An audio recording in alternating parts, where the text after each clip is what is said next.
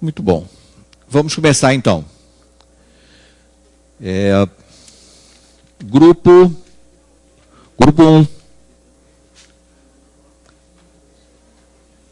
Grupo 1 vem fazer a questão 2 de função quadrática.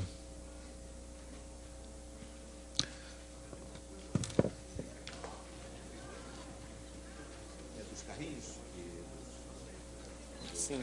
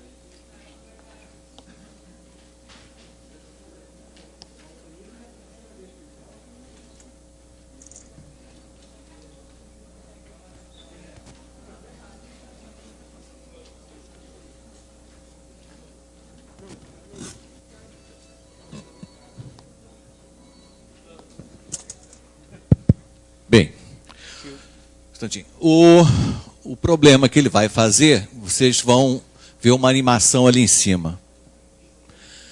O carrinho A está no ponto menos 10, 0, né? E o carrinho B está no ponto 0, menos 6. A partir de um certo momento, T igual a 0, o carrinho A começa a andar para a direita com uma velocidade de 2 centímetros por segundo. Os eixos estão graduados em centímetros. E o carrinho B começa a andar para cima com uma velocidade menor de 1 centímetro por segundo. Então, e a distância entre A e B, que inicialmente é a hipotenusa desse triângulo retângulo, ela inicialmente diminui. Veja, então eu vou fazer os carrinhos andarem. O A e o B estão andando e a velocidade de A é o dobro da velocidade de B. A distância entre A e B diminui. Mas eles não colidem, porque o A passa pela origem antes de B. A e B continuam o seu movimento e agora a distância entre eles aumenta outra vez. Perceberam? Então existe em algum momento desse percurso um momento em que a distância entre A e B é a menor possível. Então o problema consiste em não só achar esse instante, como provar que em algum momento a distância entre A e B ficou menor que 1 centímetro, em algum instante. Ok? Então esse é um problema aqui bem contextualizado, não é? Que ele vai resolver. Eu queria inicialmente parabenizar o Altamiro pela magnífica apresentação que ele fez ali. Ah, foi você? De nada, oficial. A parte dinâmica eu acabei de fazer ali antes de chegar. Ele vai resolver o... Aliás, eu até vou mostrar se... Vamos ver se ele vai acertar isso, né? Vamos ver se ele vai acertar isso aqui.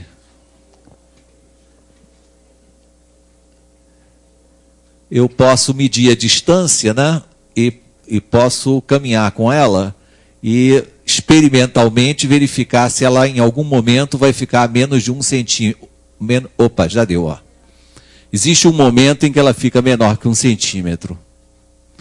Depois ela volta a crescer. Então tem um momentinho, tá vendo, ó?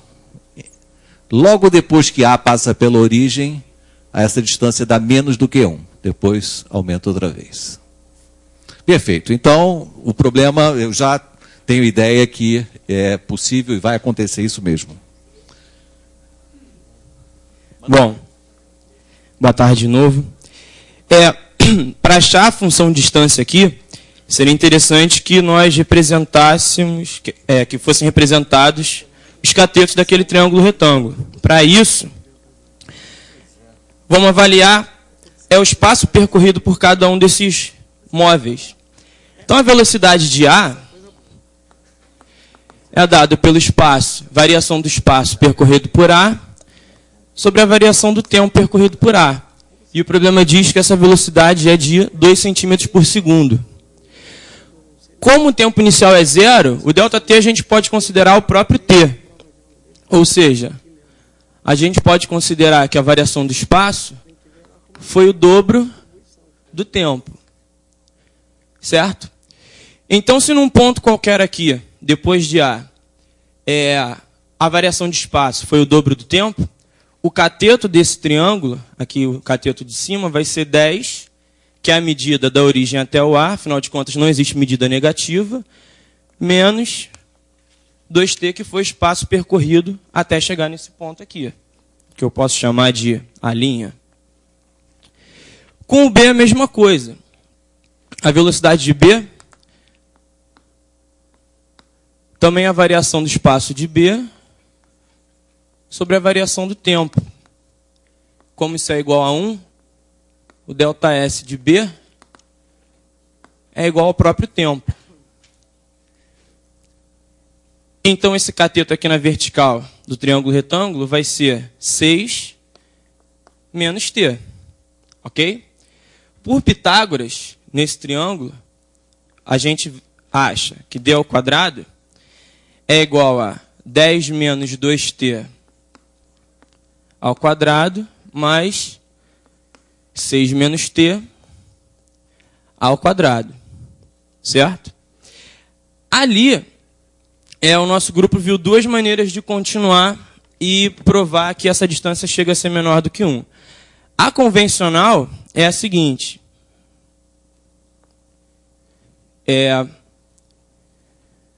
Desenvolvendo isso, a gente vai achar 100 menos 40t mais 4t ao quadrado mais 36 menos 12t mais t ao quadrado menor do que 1.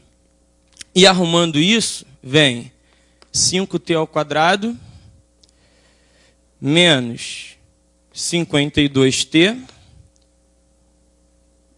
mais 135 menor que zero. Se essa inequação tiver solução, está provado. É possível o tempo ser, a distância ser menor do que 1. Achando as raízes, em busca das raízes dessa solução, dessa inequação, dessa função, a gente encontra que o determinante vai dar 4. Ou seja, os possíveis valores de t são dados por 52 mais ou menos 2 sobre 10. Ou seja, temos um T1 aí, 52 mais 2, 54, por 10, 5,4 segundos. E um T2, 52 menos 2 sobre 10, 5 segundos. Como isso aqui é uma função do segundo grau, de coeficiente do t ao quadrado positivo, a concavidade dessa parábola está para cima, ou seja, um pequeno esboço dela pode ser assim. Com raízes 5 e 5,4. Ou seja, existe aqui um conjunto de valores de t, onde a distância vai ser menor do que 1, certo? Então, para qualquer valor de t entre 5 e 5,4,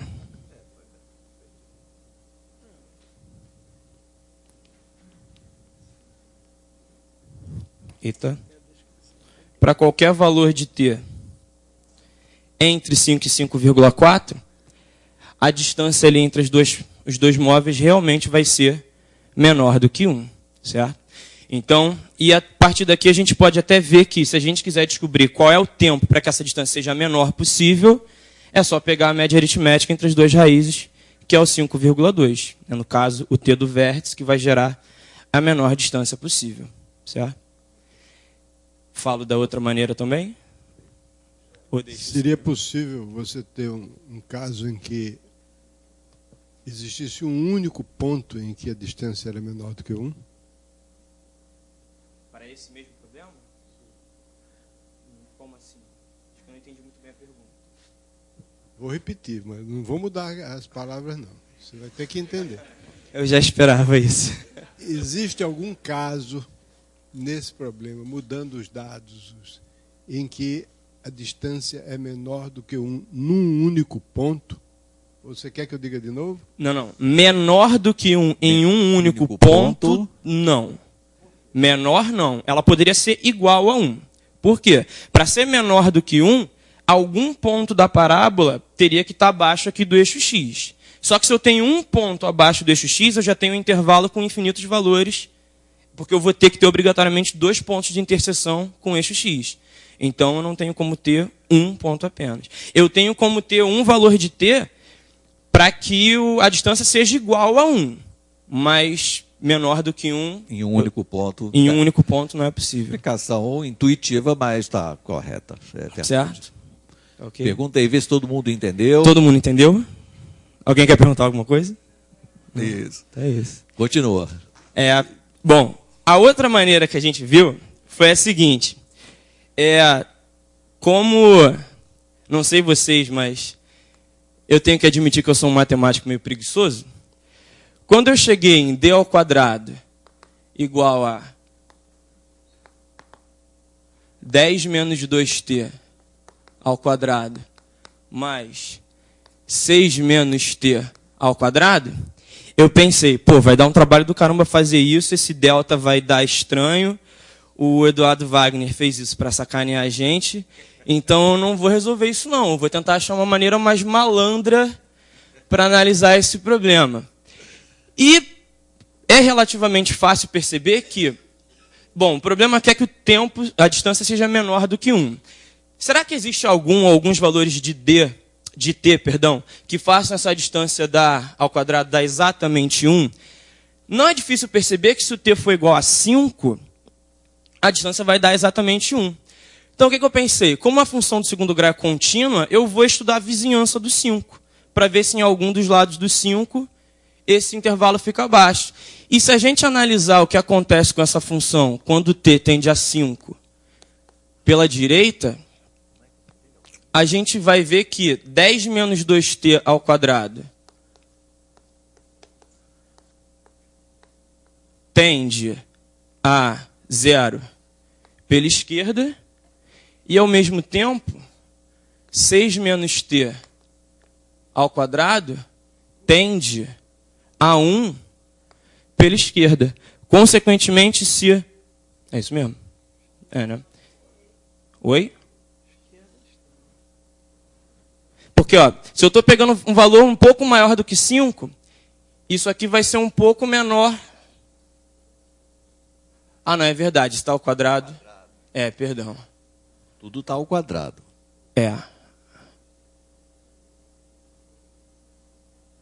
Bom, para o zero isso falhou. Esse falhou, mas o início foi bom.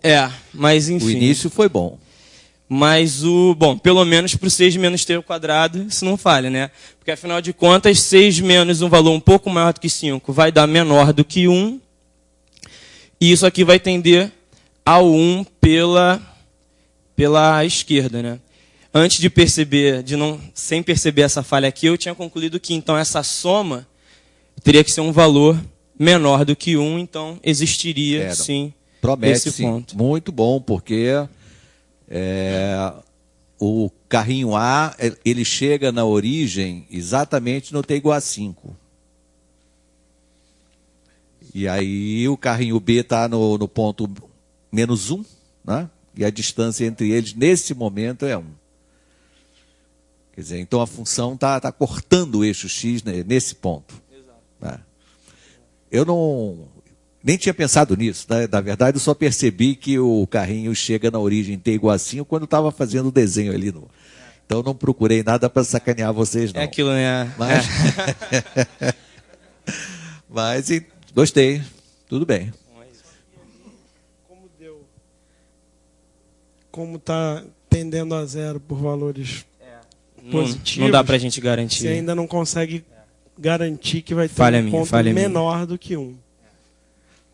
Porque aí você tem que ver que enfim, Primeiro a gente teria que ver... que aquele tender a 1 por valores menores que 1 é mais forte do que aquele. Não, por outro lado, se você olha para a expressão desenvolvida, certamente 1 não é um ponto de mínimo, não é o ponto de simetria do gráfico. Só isso já basta.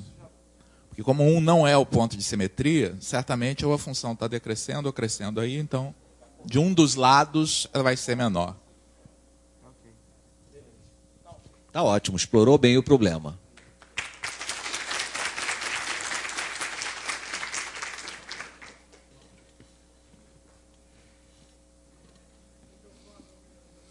Grupo 3. Tá abandonado? Não, é que o pessoal me adorou, quer que eu passe Puxa, mas seria bom uma certa alternância, né? Eu também acho. É. Ei, vai o outro aí. Quem se habilita? Bom, Porque no primeiro dia... Ai, deixa eu pegar a lista. Tem a lista da quadrática aí?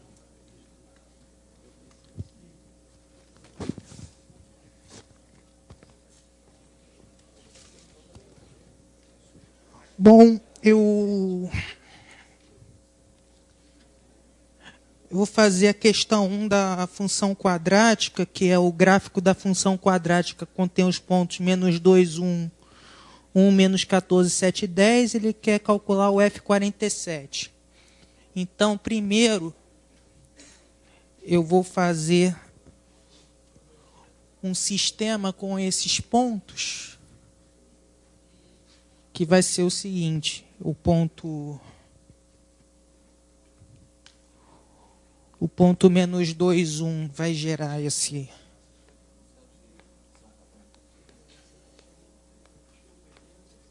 O ponto menos 2, 1 vai gerar essa fórmula, que é 1 igual a 4A menos 2B mais C. O ponto 1 menos 14 vai fazer com que seja menos 14 igual a A mais B mais C. E o outro ponto, qual era o outro ponto? 7 e 10. Vai ficar com 10 é igual a 49A mais 7B mais C. Então, o que nós fizemos? Nós pegamos, vou chamar essa equação de 1, de 2, de 3. Eu vou pegar a primeira, diminuir da segunda, que vai ficar 3A menos 3B igual a 15, onde, simplificando, nós encontramos A menos B igual a 5, e pegando a terceira menos a segunda, nós vamos encontrar B igual a... Peraí. Aqui, ó, apagador. 3 menos 2, vamos encontrar 4 igual a 8A mais B. Daí nós encontramos uma relação entre B e A, que vai ser 5. B vai ser 5 menos A. Peraí, eu troquei. Vai ser Vai ser A menos 5 e o outro vai ser 4 menos 8A. Que substituindo na 2, nós vamos encontrar. Não, nem substitui. A gente já pega essas equações aqui. A menos B igual a 5 e 8A mais B igual a 4. Então, a gente resolvendo essa equação, nós encontramos A igual a 1, B menos 4, e substituindo na segunda equação,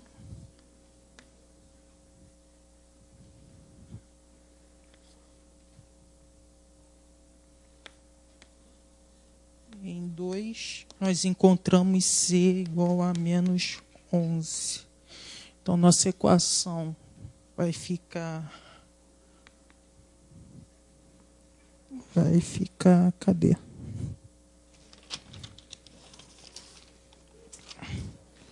X ao quadrado menos 4x menos 11. Fazendo a f de 47, nós encontraremos 47 ao quadrado menos 4 vezes 47 menos 11. Fazendo as contas, nós encontramos o número 2010. Bem sugestivo. Posso apagar aqui? Continua ali. A partir daí, nós fazemos a letra B, que é encontrar os pontos o ponto mínimo. Ponto mínimo, nós utilizamos a fórmula menos delta sobre 4A, que a partir daí nós fizemos menos 16, que é 4 ao quadrado, menos 4 vezes 1 vezes menos 11 sobre 4. Esse resultado deu menos 15. A letra C, nós utilizamos o método do professor Eduardo.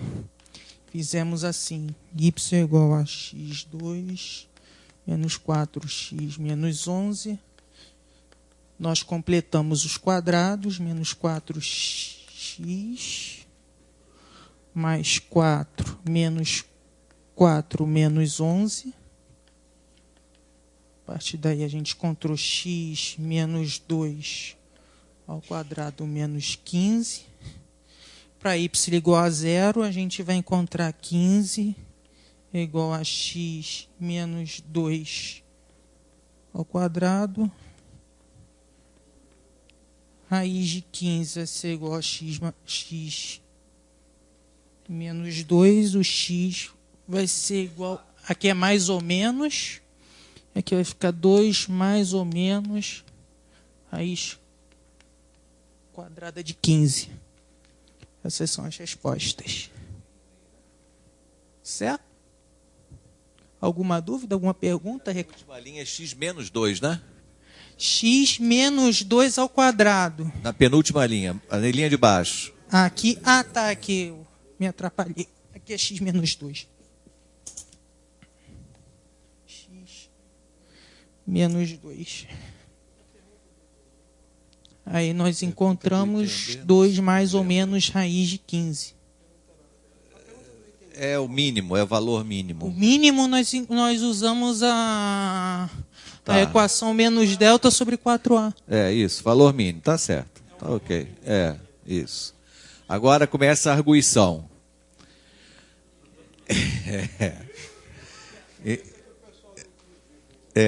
Tá, tudo bem, eu sou novo, então eu mereço. Então, o que você concluiu aí? Dados os 3 pontos, né?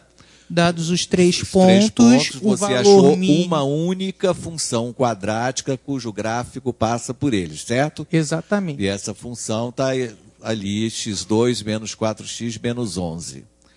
Pergunto para você, tem sempre solução a esse problema? Se eu te der 3 pontos distintos, quaisquer, você sempre consegue achar uma única função quadrática que passe por eles? 3 pontos. Bom, se nós já temos o ponto de mínimo, já é um ponto. Não. Olha o enunciado. Eu te dou 3 pontos, tá?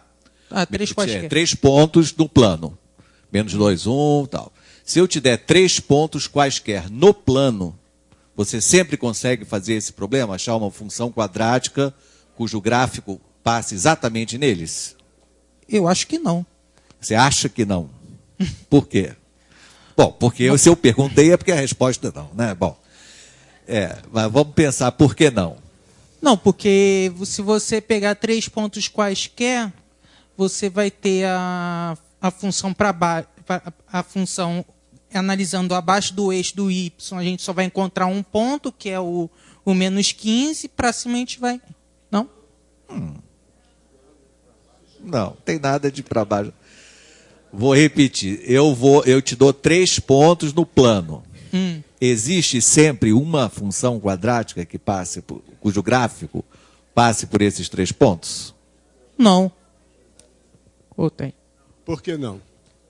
Me dá um exemplo aí de 3 pontos. 3 pontos, tá. Vou começar com um exemplo de 3 pontos, então. Hein? Eu li no livro. Eu sei que não.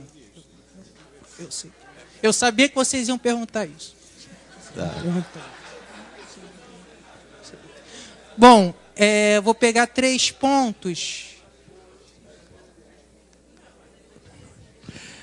Vou botar aqui menos 3. Vou botar 5. E vou chutar um outro número para não ficar mais complicado a minha conta aqui. Vou ficar com 2. Com 3, eu vou encontrar y é igual a quadrado da 9. Menos com menos vai dar mais Peraí, o que 12. você está fazendo aí? Não, eu peguei 3 pontos quaisquer.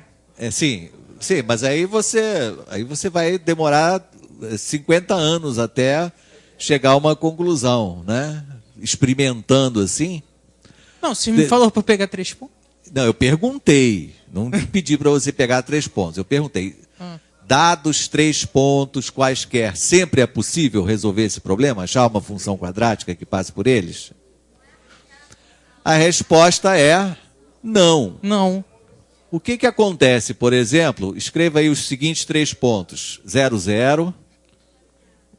Não, 0, 0 é muito fácil. Bota 1, 2. 1, 2. Ponto 1, 2. Ponto 3, 4. E ponto 8, 9. Eu afirmo que não existe uma função quadrática que passe por esses 3 pontos, cujo gráfico passe por eles. Por quê? Aí, bom, se você substituir x... É porque esses 3 pontos são colineares. Por que você reconhece rapidamente que esses pontos são colineares? Por causa da... Distância não é não. Não. Y é igual a x mais 1, olha só. Tá, y é igual a x mais 1. Y é igual a x mais 1 para cada um? Tá. Então, se eles são colineares, bom, o que acontece se você resolveu o sistema exatamente igual você fez, mas usando esses 3 novos pontos que eu te dei? O que vai acontecer de diferente na solução do seu problema? Não vai achar? Vai. Não, vai achar uma resposta, mas não vai... Que resposta? O que vai acontecer de diferente se você resolver de novo o seu problema usando esses 3 pontos que eu acabo de te dar? Vou encontrar uma nova equação. Ou não? E já falou lá atrás. Vai encontrar igual a 0. Igual a 0. Pois é. Aí isso quer dizer que a função, né, cujo gráfico passa por esses 3, não é uma função quadrática. você vai achar A igual a zero. Mas, além disso, o fato desses 3 pontos são colineares, tá? Fica claro que você não vai conseguir achar a função quadrática aí, mas eu posso não te dar 3 pontos colineares. Por exemplo, tira aquele 8, 9, apaga aquele 8, 9, eu vou te dar um terceiro ponto. Eu vou te dar o ponto 3, 7. Bota aí, 3, 7. Também não existe uma função quadrática que passa neles. Por quê? Eles não são colineares, mas também não tem função quadrática que passe por eles. Aliás, não tem função nenhuma. Não tem função nenhuma mesmo. Por quê? Não tem função nenhuma porque a gente não porque 1, 2, 3, 4, 3, 7, ele vai deixar a função vai deixar a função descontínua ou não? Não, porque f de 3 não pode ser 4 e 7 ao mesmo tempo. É. Que vai ficar 1, 2, 3, 4, 3, 7, vai ficar aqui em cima, aí você não vai conseguir passar reta nenhuma. Como é que é o seu nome? Não é função porque vai passar em 2 pontos. Vai ter 2 paralelas interceptando o... Interceptando uma ova. Interceptando nada. Como é que é o seu nome? Daniel. Daniel, seguinte. Agora eu vou pegar o bonde aí do Wagner e dizer, desses mesmos 3 pontos, se você escolher outro sistema de eixos, você pode passar uma parábola por esses 3 pontos? O problema agora não tem nada a ver com o sistema, ou melhor, tem com o sistema de eixos apenas para você localizar esses 3 pontos. Agora eu pergunto, dados esses 3 pontos, existe uma parábola, não estou dizendo agora o gráfico da equação de segundo grau, não, estou dizendo uma parábola que passe por esses 3 pontos. Uma parábola que passe por esses 3 pontos. Essa é a pergunta que vale para você e para todos os seus colegas, Daniel. Por que vocês não descem aqui? Inclusive aqueles que estavam achando... Inclusive aqueles que estavam te gozando aí. Não, uma parábola você não vai encontrar aqui. Ah, não, vai encontrar sim. Ou não? Vai. Não vai encontrar não. Vai não? Você não vai encontrar uma parábola aqui por causa desse ponto C.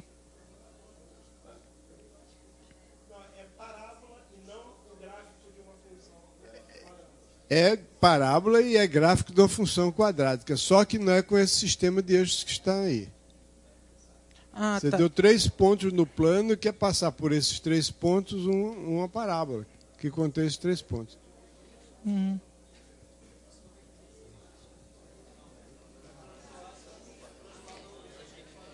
Vai ser num outro extra? Eu pensei em 3 eixos também. Mantendo os pontos A, B e C como estão aí. Mas num outro sistema de eixos, né, em que nenhum eixo seja paralelo nem perpendicular a esses que estão aí, você pode resolver o seu problema. Tá? Para um outro sistema de eixos, a resposta é sim. Você pode encontrar. Para cada novo sistema de eixos, você vai ter uma parábola diferente. No sistema de eixos. Não está querendo dizer em tridimensional, não, né? É só inclinar a parábola um pouquinho. Os eixos. É. Se você inclinar. Não, ele não entendeu. Que a provocação é a seguinte. Ó. Nessa situação, né, não existe a função. Mas se você mantém os pontos A, B e C assim, Você e tá simplesmente... rotacional. Muda um outro... Pronto.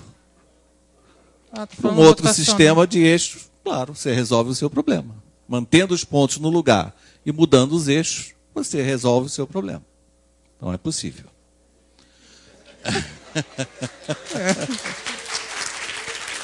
Tá bom.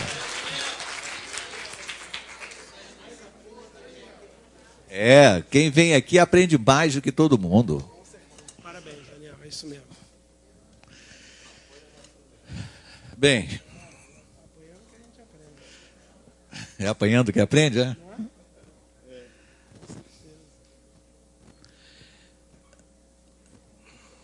Ah, temos ainda aqui grupo 11, quer voltar.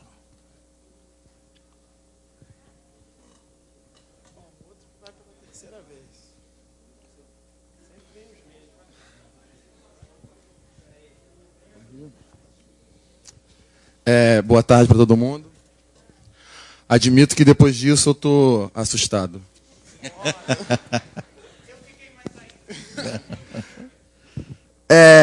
Peraí. Não, primeiro ele vai fazer uma faxina geral. Qual é o problema? Você vai resolver qual o problema? Eu vou resolver o terceiro de quadrática, fechar a lista de quadrática. Leia o enunciado aí, porque nós estamos sem o... Leia o enunciado enquanto você apaga o quadro.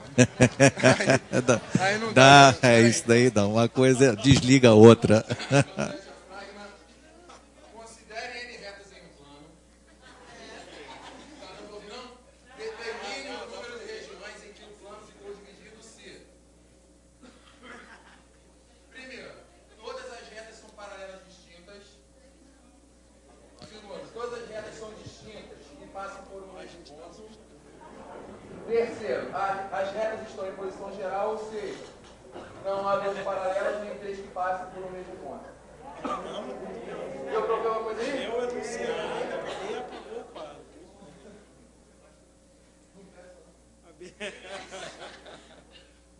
Habilidades básicas. Então vamos pensar aqui. O que eu estou falando na A? Todas as retas são paralelas distintas. Eu vou fazer isso mais ou menos usando uma tabela.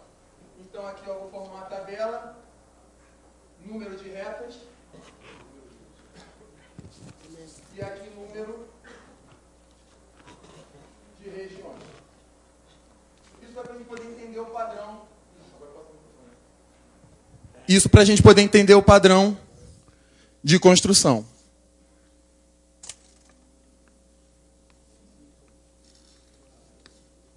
Tá, vamos desenhar um plano aqui para a gente poder entender. Então tá aí meu plano. Qual é a nossa hipótese? As retas são paralelas. Então primeiro eu vou passar uma reta.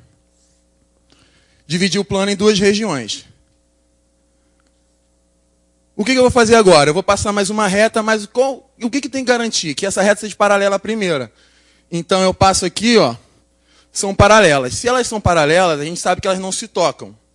Então o que eu observo? Que antes eu tinha a região número 1 e uma região número 2. O que eu posso observar é o seguinte, que essa região número 2 ficou dividida em quê? Em duas novas regiões. Uma número 3 e uma número 4. Então, desculpa, ficou confuso, né? Não, mas é porque vai ficar confuso na hora de fazer o número. Pode ser, mas ou a número 2 ou a número 1. Então, peraí, para não confundir a contagem, eu tinha duas regiões. Vou dividir em duas regiões, ou seja, eu vou pegar uma delas e dividir em duas. Eu vou acrescentar uma região ao meu problema.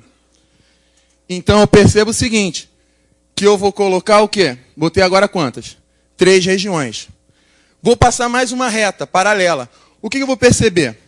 Que para traçar essa reta, eu vou ter que escolher uma região onde essa reta vai se situar. Porque ela não pode cortar nenhuma das outras duas. Então eu tenho que, no fundo, escolher uma das 3 regiões que eu tenho para poder passar a minha reta. Por exemplo, a região 1. Cortei aqui. O que eu observo? Eu dividi a região do 1 em duas novas regiões, ou seja, acrescentei mais uma. Então, passando 3 retas, eu vou ter 4 regiões. Já dá para entender um padrão. Ó, só escrevendo de outra forma, aqui eu tinha 2, aqui eu tinha 2 mais uma, e aqui eu tinha 2 mais uma, mais uma. Todo mundo consegue perceber quantas regiões eu vou ter passando 4 retas? Sim. Vou ter quantas? 5 regiões. Por quê? Eu vou ter que pegar uma, dividir em duas, com isso criando uma nova região. Então eu posso perceber um padrão seguinte, que para cada reta nova que eu passo, eu acrescento uma região. Então eu posso afirmar o quê? Que o número total de regiões, eu vou chamar Rn, vai ser igual a quanto? N mais 1. Por que esse mais 1? Para uma eu tinha 2, para 2 eu tinha 3, 3 retas eu tinha 4 regiões, 4 retas eu tinha 5. Então tá, foi o primeiro.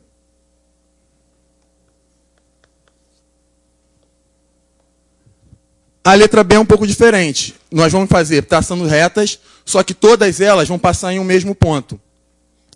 Então, ó, vamos fazer a mesma coisa, tentar fazer um pouco mais resumido. Aqui, número de retas, Rzinho, e o número de regiões, Rzão.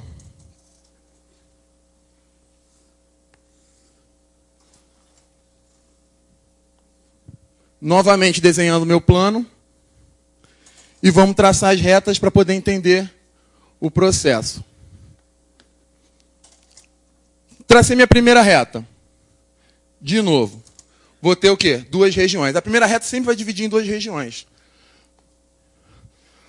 Só que agora o que eu sei é o seguinte. Antes as retas eram paralelas, mas agora elas vão passar todas em um mesmo ponto. Vou escolher um ponto, por exemplo, esse. Duvido que eu consiga. Aí, consegui. 2 retas. Agora eu vou ter o quê? 4 regiões. Ainda não dá para entender totalmente o nosso padrão. Mas vou passar mais uma reta. Vamos contar quantas regiões? 1, 2, 3, 4, 5, 6. 6 regiões. Já dá para ter uma ideia. Ó. Daqui para cá eu acrescentei 2. Daqui para cá eu acrescentei mais 2. Então há de se convir que a gente vai acrescentar mais 2 passando mais uma reta. Mas vamos entender isso. Eu vou passar uma reta daqui para cá. O que eu observo? Quando essa reta passa nesse ponto aqui, ela meio que muda de região. Então, ó, ela vai partir daqui, ou seja, ela vai dividir essa região em 2 partes e vai entrar na outra região, dividir a outra região em 2 partes. Então, eu observo o seguinte, que toda vez que eu passar nesse único ponto, eu vou pegar 2 regiões e vou dividir elas em 2 partes. Ou seja, é o que a gente já estava pensando, acrescentando 2 regiões. Estou indo muito devagar? Então, eu vou acrescentar mais 2, 8. Mais ou menos da outra forma como a gente já tinha. Aqui eu tinha 2. 2, acrescentei 2. 2, acrescentei 2, acrescentei 2. 2, acrescentei 2. Mais 2. Eu vou poder observar o quê? Que o número de regiões que eu vou ter vai ser o quê? O dobro do número de retas. Ó, 1, 2, 2, 4, 3, 6, 4, 8. Então, o número de regiões vai ser igual a 2 vezes N. Tudo bem? Há alguma pergunta aí nesses dois? Tá, é agora que o exemplo fica mais interessante. Por quê? Nós vamos pegar um caso geral de reta. Não só geral, né? Mas elas vão ter 2 hipóteses. Elas não podem ser paralelas e 3 retas não podem passar no mesmo ponto. Primeiro vamos entender o que isso quer dizer. Traçar aqui um outro plano e vou pegar uma reta. O que eu estou falando? Qual é a minha primeira hipótese? Que essas retas, a nova reta não pode ser paralela. O que eu vou garantir com isso? Que elas vão ter que se tocar. Então, eu observo o seguinte, que elas vão ter que se cortar em algum ponto. Agora, eu vou traçar minha terceira reta. O que eu posso afirmar? Que ela não pode ser paralela à primeira, nem à segunda. E mais uma coisa, elas não podem passar por esse ponto aqui. Então, eu vou ter que ter uma reta assim. Tudo bem? Alguma pergunta? Então, aqui de novo, ó, número de retas, número de regiões.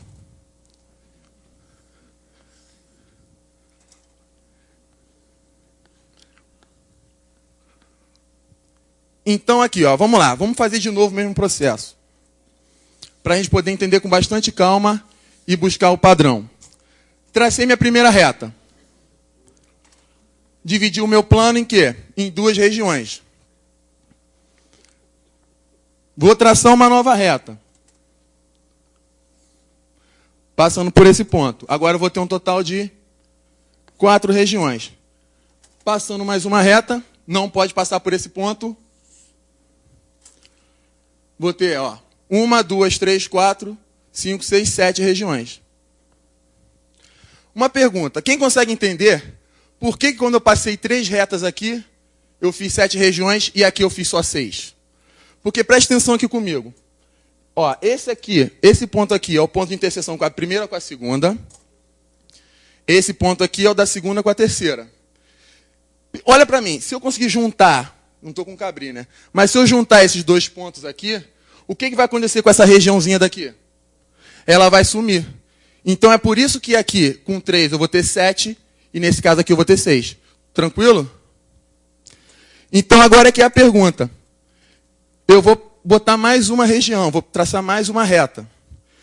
E o que eu sei? Que ela não pode ser paralela a nenhuma outra e não pode passar em um ponto já de interseção de retas. Vou cortar ela aqui. E agora nós vamos contar o número de regiões. Como esse caso é mais complicado, eu vou numerar as regiões. 1, 2, 5, 10, 11. Eu percebo que com 4 retas desse jeito eu vou ter 11 regiões. Cadê? Está aqui. Então tá, agora vamos observar o seguinte. O que aconteceu? Como é que está evoluindo a nossa sequência? Daqui para cá, eu somei 2. Ou seja, a diferença entre esse cara e esse é 2. A diferença entre esse cara e esse é 3. A diferença entre esse aqui e esse é 4. O que eu estou observando aí? Que isso é uma progressão, uma PA de segunda ordem. Então, como visto na aula do Wagner, a gente pode modelar esse problema a partir de uma função quadrática. Então tá, e o que eu posso observar aqui? Tentando fazer um termo geral. O que eu observo? Que o meu termo AN mais 1, ele vai ser igual a quanto? Ó, esse cara aqui é o anterior somado de 2. O terceiro é o segundo somado de 3. O quarto é o terceiro somado de 4. Então, o meu AN mais 1 vai ser AN mais N. Então, para não me demorar muito, a gente vai perceber o seguinte. Só escrevendo assim, o A1 é igual a 2, o A2 é igual a 4, 2 mais 2, A3 é igual a 2 mais 2 mais 3. Então, eu vou perceber que o meu AN é igual a 2 mais 2 mais 3 mais reticência N. Sendo que isso daqui é uma progressão aritmética. Então, agora, para eu calcular o meu termo geral, que é o que eu queria saber, é só calcular a soma desses caras aqui, que vai ser a soma da PA. Para não perder muito tempo, eu vou ter que AN vai ser igual a 2 mais N ao quadrado mais 2N, é isso? Não. Sobre 2. Tá certo? Não, tá errado. Não, é N aqui, né? Não tem 2. Tá certo? Não. É. A resposta... Tá errado? A resposta é essa, mas o argumento não é. Não podia usar a soma da PA? Não, poder pode, mas o que você concluiu é que você disse que você vai modelar o problema através de uma função quadrática, porque você observou 4 casos. Então, você não pode fazer concluir alguma coisa fazendo 4 observações. Né? Quer dizer, o que a gente deu? O que a gente falou de manhã? Que você vai modelar um problema. Segundo isso que você quer fazer, segundo uma função quadrática, se você provar que a diferença entre 2 termos consecutivos é alguma coisa da forma AN mais B. Se você provar que para todo N, né, a diferença é uma expressão dessa forma, então você pode usar que o termo geral é do tipo AN2 mais BN mais C. Mas você fez isso a partir de algumas observações. Não, eu tentei fazer isso aqui, só que eu acho que eu não expliquei direito. Eu percebi o seguinte, que para eu conseguir o termo seguinte, eu tinha que pegar o anterior e somar da ordem dele. Foi o que eu fiz aqui. Mas só que eu acho que você fez isso E, primeiro que não é verdade que n mais 1 seja n mais n. Ah, é n mais 1. Né? Mas por que é n mais 1? Na verdade, eu percebi mesmo. Você percebeu porque você olhou alguns casos. Quem garante que isso vai continuar sempre dessa forma? Não é? Nos outros você explicou direito. Eu até achei que estava suficiente. Como é que eu poderia fazer para explicar esse caso, por exemplo? Vamos ver se alguém consegue um argumento para dizer que aquilo que ele escreveu lá em cima vai ser sempre assim mesmo? Porque aquilo está valendo para essas 4 experiências, né? Quem garante que em algum dia isso não vai mudar? Espera aí, estou pensando. Acho que eu... Porque, se você reparar, há uma diferença importante entre o que você fez no A e B e o que você fez no C. No A e B, você explicou, cada reta que eu acrescentar vai cortar não sei o quê, e, portanto, vai dividir não sei o quê, não sei o que lá, e então vai ter não sei quantas regiões a mais. Coisa que você não fez no item C. Não, eu até já tinha. Esse exercício acho que eu já tinha visto, acho que era o FRJ, alguma coisa assim. É porque na hora eu fiquei meio enrolado. O que eu posso explicar agora? Última chance. A gente percebe o seguinte. Vamos pensar o seguinte, que se a reta começasse em algum lugar, apesar que o plano é infinito. Mas eu percebo o seguinte. Pela nossa restrição, ela vai ter que cortar todas as retas em pontos que não são de interseção de retas.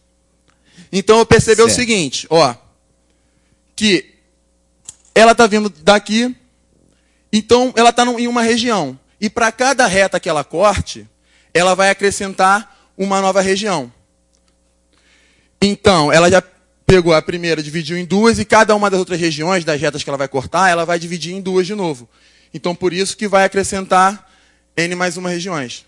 Ah, não. Ainda não. Começou bem, mas ainda não... É isso.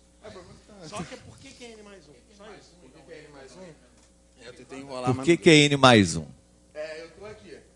Eu vou pensar aqui nesse meu exemplo. Pensa nessa última reta que você colocou aí, por exemplo. Nem precisa desenhar mais um, é isso. Tá. Pensa na última. Eu estou aqui em 2. Consegui uma região. Peraí. Nesse momento, quantas retas você tem? 1, 2, 3 retas. Vou passar a 4ª reta. Isso. Pegar o apagador. Deixa assim mesmo. Passei aqui. Peguei essa região aqui, dividi em 2. Certo. Atingi a primeira reta. Ok. Vou passar para uma nova região. Isso. Passei em 2 regiões. Cortou. Dividi em 2 de novo. Cheguei na terceira reta. Aí eu dividi essa região aqui em 2. E para cortar a última reta, geralmente pega uma região e divide em 2 de novo.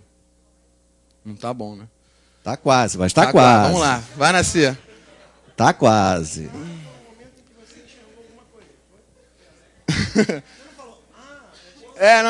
Eu não consigo formalizar. Eu tô aqui. 3 novos pontos de interseção. 3 novos pontos de interseção. Eu tive que passar em 4 lugares. No caso geral, no caso geral, N. Eu vou ter que interceptar N retas, então eu vou ter que passar por N mais 1 regiões. Mas senão não tá bom. Então, são N novos pontos de interseção. Por que N novos pontos de interseção significa cortar N mais 1 regiões? É só olhar. Não, olhar, o problema é falar. Dividido em quantas partes? Não, o problema eu estou formalizando, mas... É só olhar. Não, eu sei, mas o problema é como é que eu vou formalizar isso. Eu estou aqui. É porque pode pensar que o plano não tem começo, então ele tem que vir de um lugar antes de ter o terceiro primeiro. Não é irrelevante. Tem que passar para um outro lugar. Você já falou tudo. Só falta... Não. É só agora tornar a coisa... Formal. O que você falou? Você já tem N retas no plano, não foi isso? Aí você lançou a reta de ordem N mais 1. Essa reta daqui, ela vai cortar as anteriores, não vai? Vai. Então ela vai ficar cheia de pontos. Quantos pontos de interseção? N pontos. Se eu tenho N pontos numa reta, em quantos pedaços a reta ficou dividida? Em 4. N mais 1 pedaços, não é? Se você tem 4 pontos, a reta fica dividida em 5 pedaços. Se você tem N pontos numa reta, a reta fica dividida em N mais 1 pedaços. E cada pedaço desse vai fazer a divisão de uma região antiga em duas.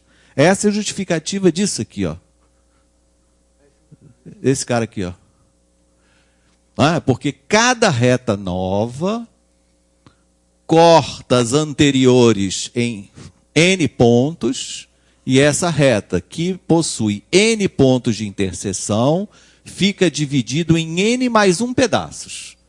E cada pedacinho desses, seja um segmento, seja uma semirreta, vai dividir uma região antiga em duas.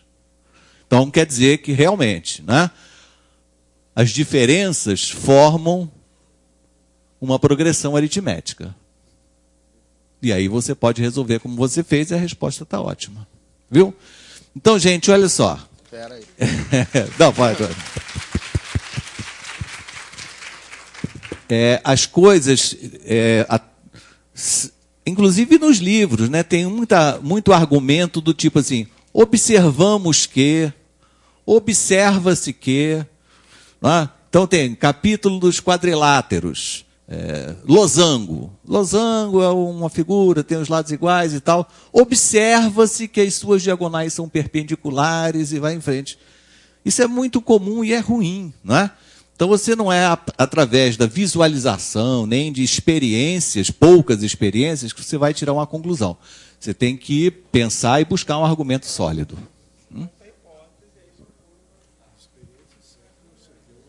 A experiência te faz a conjectura, né? Te dá a ideia do caminho para você fazer o raciocínio geral. Foi muito bom. Alguém quer fazer mais algum comentário? Olha, então, já que vocês aprenderam direitinho esse problema, eu quero que vocês, logo mais, ninguém tem nada para fazer, eu quero que vocês façam de novo esse problema com circunferências. Se você tiver num plano N circunferências em posição geral, né? Quantas regiões o plano fica dividido? O número máximo de regiões em que um plano pode ficar dividido quando você desenha N circunferências. Será a mesma coisa e tal?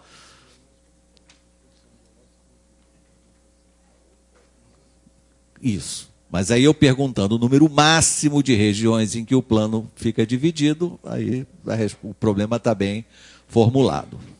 Tá? Bom, vamos comentar alguma coisa aí. Quem se habilita aqui na lista de função exponencial de tentar mostrar alguma coisa? Ah, sim. Vou precisar da sua colaboração, já sei.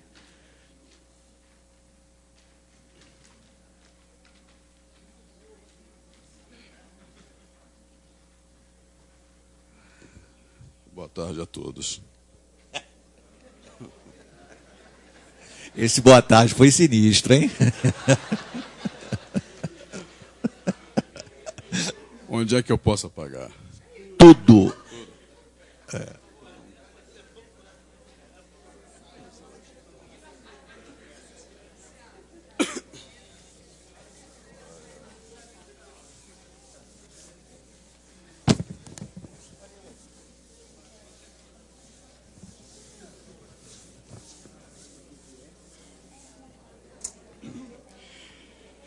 É que o professor Luciano havia perguntado ontem sobre a irracionalidade ou não da potência x elevado a y, quando x e y são ambos irracionais.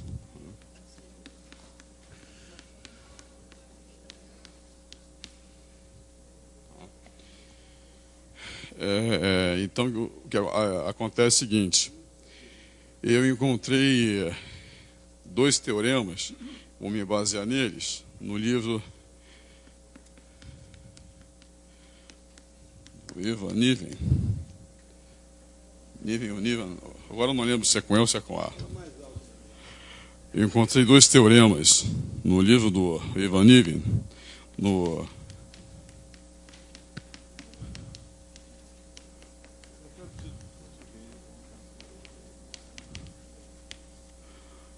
nesse título aqui. O primeiro teorema, cuja demonstração não é elementar, eu acho que foge ao escopo de fazer, e eu também não conseguiria fazer, então eu assumo que eu não vou poder fazer. Seria o seguinte, dado um número R racional, R positivo e diferente de 1, o logaritmo natural de R é um número irracional. Tá? Então acontece o seguinte, baseado nele, vou pegar, por exemplo, o logaritmo natural de 5. É um alfa irracional, conforme assevera o teorema. Tá? E aí, eu vou pegar aqui o número neperiano, base do logaritmo natural, e eu vou elevar ao próprio, que vai dar 5, e aqui eu vou ter elevado a alfa. Então a gente observa que eu tenho aqui um irracional elevado ao irracional, cuja resposta é racional. Tá ruim, ó? Está excelente, só que o problema não requer que você saiba, que conheça o livro do Ivan Niven, que aliás está traduzido para o português. Não, é porque o professor Luciano havia perguntado, de modo geral, se dava irracional ou irracional, ou sempre um ou sempre o outro. E então, aí o que acontece vou... é o seguinte, o que o problema pede é para você, mediante